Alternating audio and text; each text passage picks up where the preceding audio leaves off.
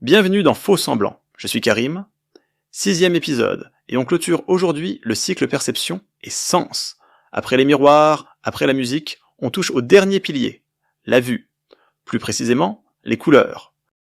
Disclaimer obligatoire, ce podcast est une expérience. Tout ce que vous allez entendre dans les prochaines minutes est faux.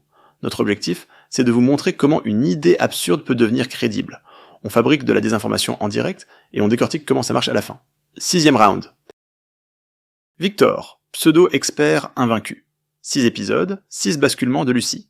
Et Lucie, notre sceptique, qui la dernière fois a annoncé une nouvelle stratégie.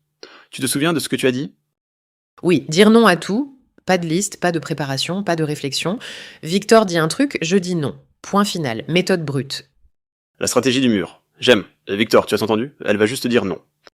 Parfait. C'est précisément ce que je voulais entendre, parce que le sujet d'aujourd'hui, il ne demande pas qu'on y croie, il demande juste qu'on regarde, littéralement. Bon, Victor, tu nous as promis que les couleurs n'existent pas, que notre cerveau invente tout ce qu'on voit. Vas-y, balance. Je vais commencer par une question simple. De quelle couleur est une tomate ? Rouge, non. Attends, tu viens de dire rouge ET non en même temps ? Je dis non à ce qui va suivre. Je sais où il veut en venir. Il va dire que le rouge n'est pas dans la tomate. Non. Mais justement, Lucie, tu viens de le dire toi-même. Le rouge n'est pas dans la tomate. Et ça, ce n'est pas mon opinion, c'est de la physique élémentaire. La tomate absorbe certaines longueurs d'onde et en réfléchit d'autres. Ce qu'elle réfléchit, c'est une fréquence électromagnétique d'environ 700 nanomètres. Ça, c'est un fait mesurable. Mais le rouge, c'est ce que ton cerveau décide de faire avec cette fréquence. Non, le rouge, c'est le rouge. Tout le monde le voit pareil. Vraiment ? Et les daltoniens ? Ils voient de quoi ta tomate ? C'est une anomalie, une exception. Ça ne prouve rien sur les gens normaux. 8% des hommes sont daltoniens. 8%. C'est un homme sur 12. Si la couleur était dans l'objet, si elle était une propriété objective de la tomate, alors tout le monde verrait exactement la même chose. Or, ce n'est pas le cas. Et pas juste pour les daltoniens. Attends. Tu es en train de me dire que même entre deux personnes non daltoniennes, le rouge n'est pas le même rouge. Impossible à prouver que c'est le même. Et impossible à prouver que c'est différent. On appelle ça le problème des qualia en philosophie de l'esprit. Ton expérience subjective du rouge est absolument inaccessible à quiconque d'autre que toi. On utilise le même mot, rouge, mais rien ne garantit que l'expérience derrière ce mot est identique. Non, c'est de la philosophie, ça, c'est pas de la science. Très bien, parlons science pure. Tes yeux. Tu as 3 types de cônes rétiniens. 3, ils captent 3 bandes étroites du spectre, bleu, vert, rouge, 3 petites fenêtres sur un spectre électromagnétique qui va des ondes radio aux rayons gamma. Et ton cerveau prend ces 3 signaux et il interpole, il invente, il reconstitue une palette de millions de couleurs à partir de 3 misérables inputs. 3 inputs pour des millions de couleurs. C'est comme essayer de décrire un orchestre en n'écoutant que 3 instruments. Exactement. Et maintenant, compare avec la crevette menthe. 16 types de cônes. 16. Cet animal voit des couleurs pour lesquelles on n'a même pas de nom. Des couleurs qui n'existent pas dans ton vocabulaire, dans ton imagination, dans ta réalité. Si les couleurs étaient objectives, pourquoi un animal en verrait-il 16 fois plus que toi ? Parce que c'est un animal différent. On n'a pas les mêmes yeux. Ça veut pas dire que les couleurs n'existent pas, ça veut juste dire qu'on en perçoit moins. Ah, mais c'est exactement mon point. Qu'est-ce qui existe ? Ce que toi tu perçois, ce que la crevette perçoit, ce que le daltonien perçoit, qui a raison ? La réponse, c'est personne. Parce que la couleur n'est pas dans le monde. Elle est dans le système nerveux de l'observateur. Ok, pause. Lucie, ta stratégie de non à tout, ça tient ? Ça tient. Il mélange tout. Le fait que la perception soit subjective ne veut pas dire que les couleurs n'existent pas. La fréquence de 700 nanomètres existe. C'est objectif. On l'appelle rouge. Point. Ah non. Donc tu as 700 nanomètres, donc c'est une longueur d'onde. Ce n'est pas une couleur. La longueur d'onde existe, oui. Mais le rouge que tu vois, l'expérience du rouge, la sensation, ça n'existe nulle part dans le monde physique. C'est une construction neuronale, c'est ton cortex visuel qui décide, cette fréquence, je vais la rendre rouge. Il aurait pu la rendre bleue, il aurait pu ne rien rendre du tout. Oh, j'ai entendu un c'est pas un non, ça, Lucie. Si c'est un non, mais formulé en réfléchissant. Ce que je veux dire, c'est, ok, la distinction entre longueur d'onde et expérience subjective, je la comprends. Mais ça ne veut pas dire que les couleurs sont une hallucination. Alors parlons d'hallucination. Tu sais que le magenta n'existe pas sur le spectre électromagnétique. Il n'y a aucune longueur d'onde qui correspond au magenta. C'est une couleur que ton cerveau fabrique intégralement quand il reçoit simultanément du rouge et du bleu. Il invente une couleur qui n'a aucune existence physique et tu la vois, tous les jours, sur des affiches, des vêtements, des écrans. Attends, le magenta n'existe pas physiquement, mais on le voit quand même? Absolument. Ton cerveau hallucine le magenta, littéralement. Et si ton cerveau peut halluciner une couleur entière, qui te dit qu'il ne les hallucine pas toutes? Ok, c'est non, mais c'est un bon argument. Un bon argument? Lucie, tu dérapes déjà. Non, je dis que l'argument est bon, pas que je suis convaincue. Le magenta, ok, c'est un cas particulier, mais le rouge, le bleu, le vert, ils correspondent à de vraies longueurs d'onde. Correspondre, c'est le mot clé. C'est une correspondance arbitraire. Ton cerveau a assigné une expérience subjective à un signal, exactement comme tu as assigné le mot chien à l'animal. Le mot n'est pas l'animal, et la couleur n'est pas la lumière. Et je vais te donner une preuve historique fascinante. Les Grecs anciens, Homère, l'Iliade, l'Odyssée. Tu sais comment Homère décrit la mer? Bleu? Non. Couleur de vin. One-ups. Homère ne dit jamais bleu. Le mot bleu n'existait pas en grec ancien. Pas de mot pour le bleu dans toute l'Iliade, toute l'Odyssée. Et ce n'est pas un hasard. Les linguistes ont montré que le bleu est la dernière couleur à apparaître dans les langues humaines. Partout dans le monde. Même pattern. Mais ils voyaient quand même le ciel, ils voyaient quand même la mer bleue, ils n'avaient juste pas de mots. C'est ce qu'on croit. Mais des études menées auprès de populations actuelles qui n'ont pas de mots distincts pour le bleu, comme la tribu Imba en Namibie, montrent quelque chose de troublant. Quand on leur montre un cercle de carrés verts avec un seul carré bleu au milieu, ils ne le trouvent pas. Ou ils mettent beaucoup plus de temps. Pas de mots, pas de perception distincte. Donc si tu n'as pas le mot, tu ne vois pas la couleur? Disons que tu ne la distingues pas aussi clairement. Le langage façonne la perception. La couleur n'est pas là dehors, en attente d'être captée. Elle est construite par ton système cognitif, tes cônes, ton cortex, ton langage, ta culture.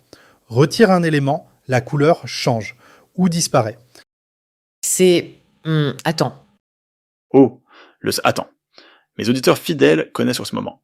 C'est le moment du glissement. Lucie entre dans la zone. Non, je n'entre dans aucune zone. Mais le truc d'Homère et de la tribu Imba, c'est réel ça. Parfaitement documenté. Et ça illustre un point fondamental.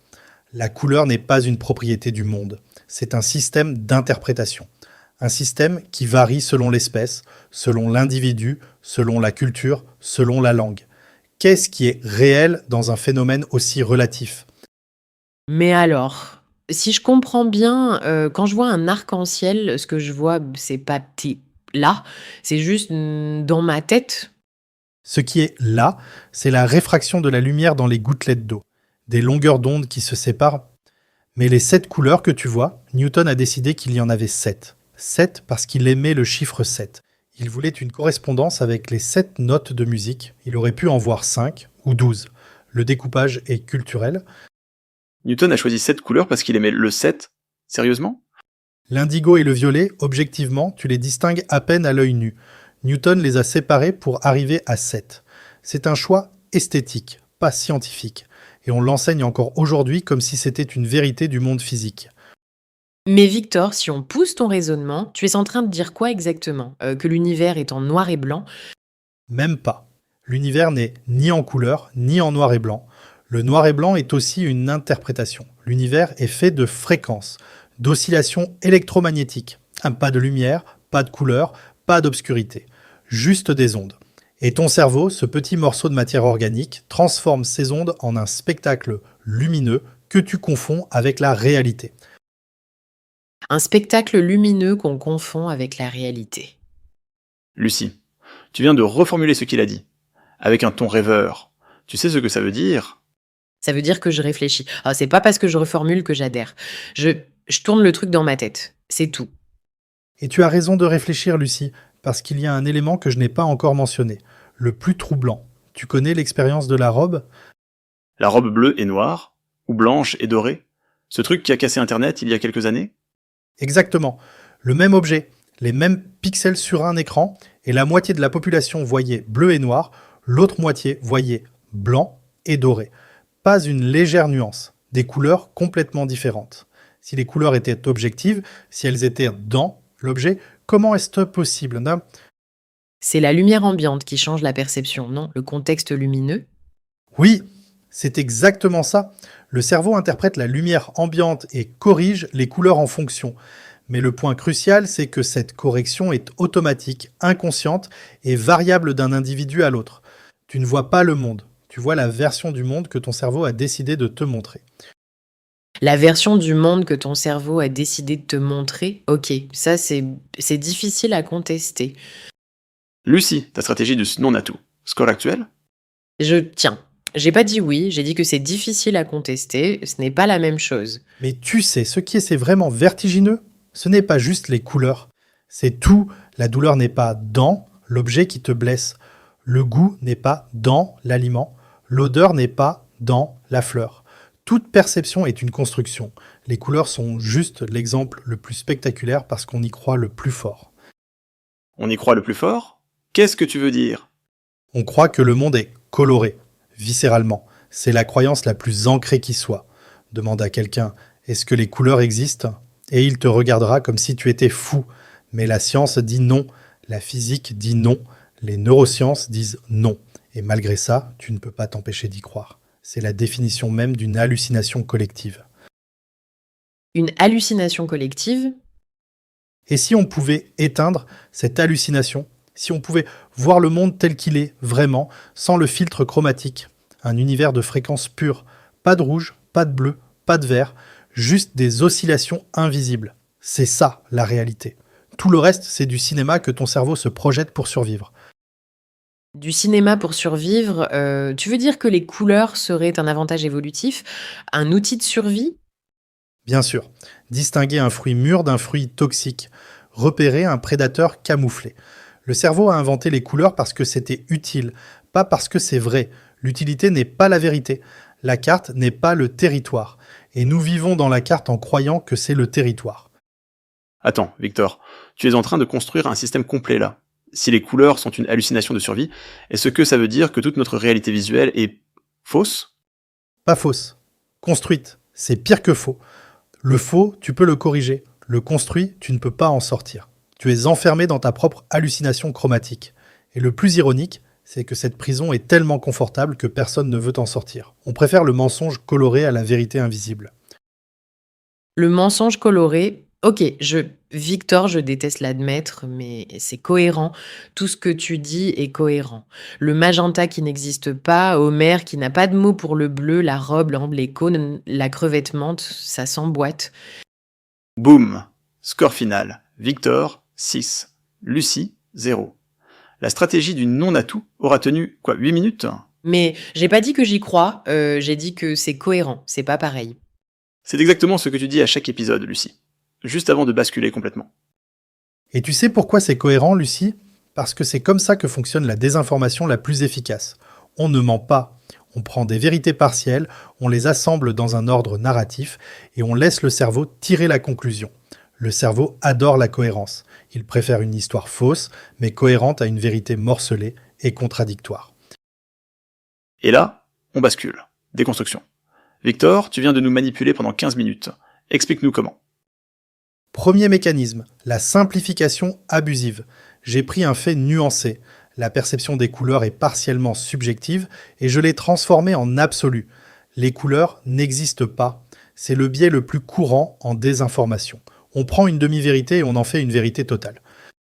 Donc les couleurs existent, enfin partiellement. La réalité est complexe. Les longueurs d'onde existent objectivement. L'expérience subjective de la couleur est construite par le cerveau. Mais dire « les couleurs n'existent pas » est aussi faux que dire « les couleurs sont des propriétés objectives des objets ». La vérité est entre les deux, elle est nuancée, et la nuance, c'est l'ennemi de la désinformation. Deuxième mécanisme? L'argument de l'incommensurabilité. Tu ne peux pas prouver que ton rouge est le même que mon rouge. C'est vrai, mais l'impossibilité de prouver quelque chose ne signifie pas que le contraire est vrai.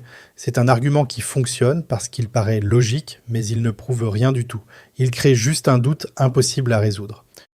Ah ouais, le truc des qualia, c'était là que j'ai commencé à hésiter.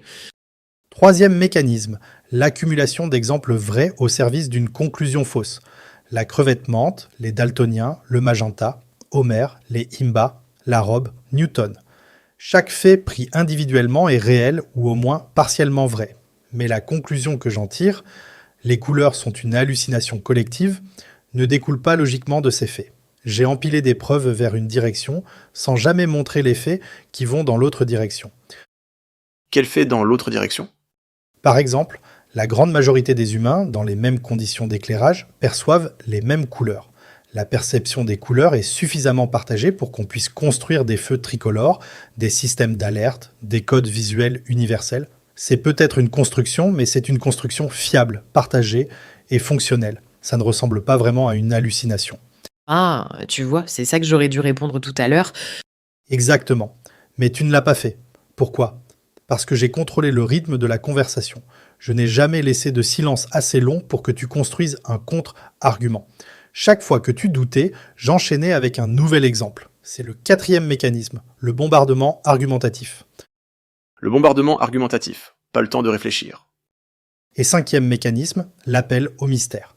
J'ai invoqué le hard problem of consciousness, un vrai problème philosophique non résolu, comme si c'était une preuve de ma thèse. Le fait qu'on ne comprenne pas tout la conscience ne prouve pas que les couleurs sont des hallucinations. C'est un non séquitur habillé en argument d'autorité intellectuelle. Et le truc de l'univers de fréquences invisibles qu'on pourrait voir si on éteignait l'hallucination, c'était quoi ça? La fausse promesse mystique. L'idée qu'il existe une vraie réalité, cachée derrière la perception. C'est le même mécanisme que les théories du complot. On te promet un accès à une vérité secrète. C'est séduisant. Mais éteindre la perception des couleurs ne te montrerait pas la réalité. Ça te rendrait aveugle, c'est tout. Ça te rendrait aveugle, pas éveillé. Et moi, ma stratégie du non à tout, elle a échoué. Pourquoi? Parce que dire non sans argument, c'est aussi fragile que de ne rien dire. Dès que tu as commencé à réfléchir à pourquoi c'était faux, tu es entré dans mon cadre. Tu as accepté mes termes. La bonne stratégie, c'est pas de dire non, c'est de poser la question « Qu'est-ce que tu ne me dis pas ?» Chercher ce qui manque, pas contester ce qui est là. Chercher ce qui manque. Pas contester ce qui est là. Je retiens ça pour la prochaine fois. On clôture ce cycle perception et sens. 3 épisodes, 3 sens attaqués. Les miroirs, la musique, les couleurs. Et à chaque fois, le même mécanisme. Un grain de vérité, une simplification, une escalade, et soudain tu doutes de ta propre perception du monde. Si vous avez douté, même un instant, alors vous venez d'expérimenter un mécanisme de désinformation. La semaine prochaine, on commence un nouveau cycle, conscience et métaphysique. Et Victor va tenter de nous convaincre que les rêves sont, en réalité, des souvenirs d'une vie parallèle.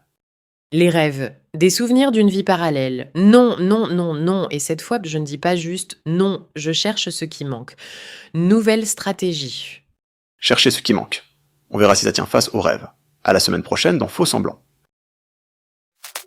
Close and blind.